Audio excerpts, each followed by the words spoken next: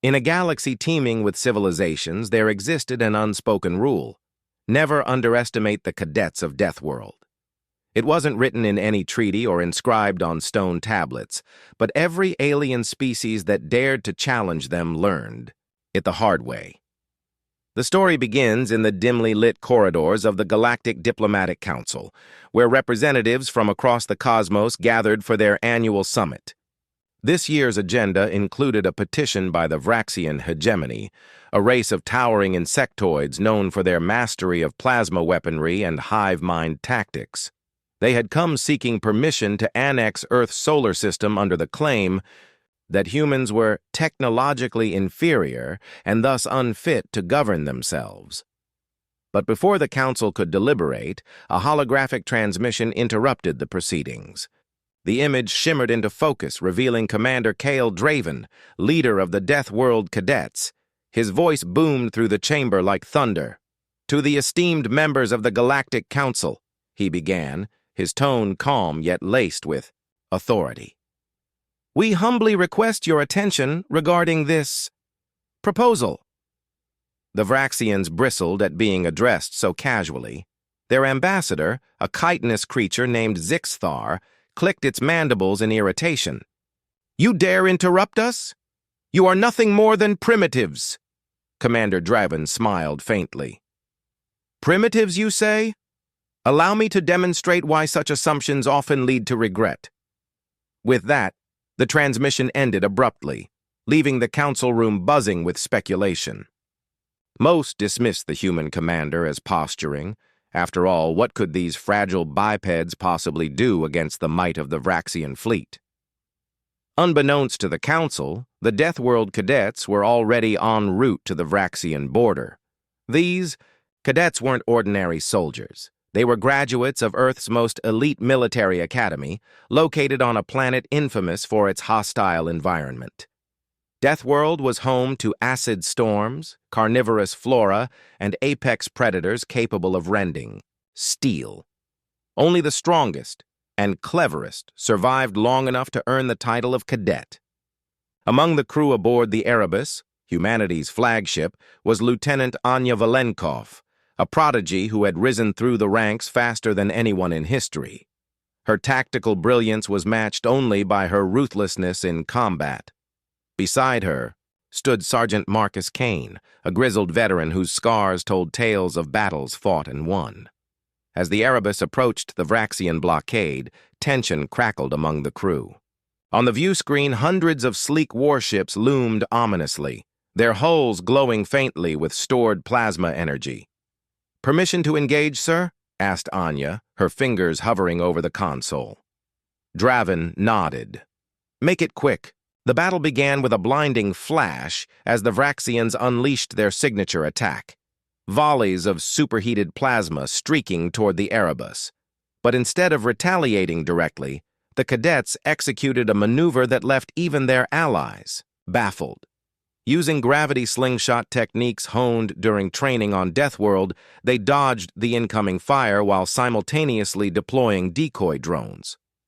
To the Vraxians, it appeared as though multiple targets were now scattered across space. Confused, they split their forces to pursue the drones, only to discover too late that they were chasing illusions.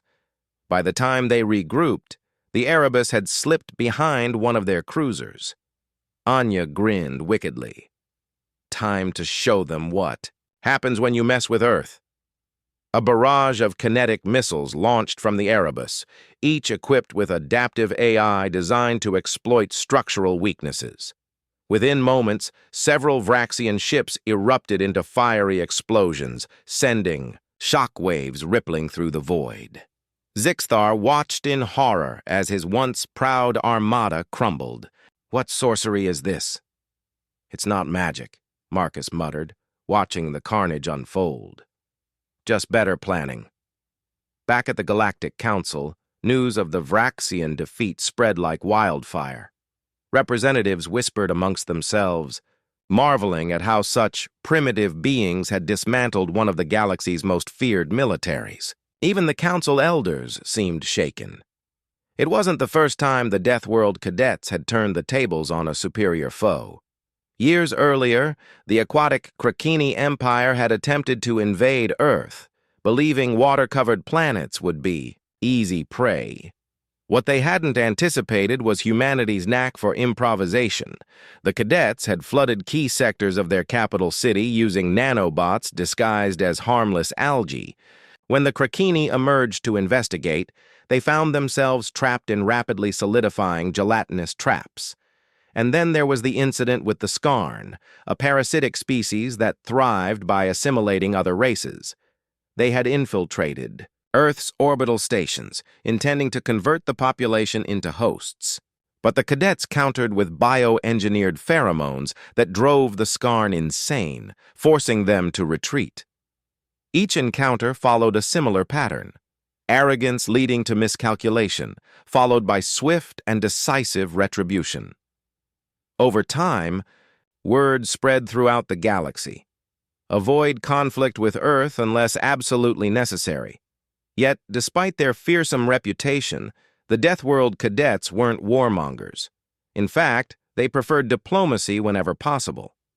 Their mission wasn't conquest, but survival, ensuring that humanity wouldn't become collateral damage in interstellar politics. This philosophy guided Commander Draven as he addressed the Council once more. Standing tall amidst representatives, twice his size, he spoke plainly. "We are not here to conquer or dominate," he said. "We seek peace, trade, and mutual understanding. But let this serve as a reminder. Those who threaten our world will face consequences. Do not mistake kindness for weakness." His words resonated deeply, silencing skeptics and earning begrudging respect from former adversaries. From that day forward, no species dared to challenge Earth without considering the cost. Centuries later, historians would look back on this era as a turning point in galactic relations. The Deathworld cadets had proven that strength wasn't measured solely by technology or numbers. It was defined by resilience, ingenuity, and sheer determination. And so, the lesson echoed across star systems, etched into the collective memory of countless civilizations. Never underestimate the cadets of Deathworld, for they are not just warriors, they are survivors. And survival, above all else, is something they excel at.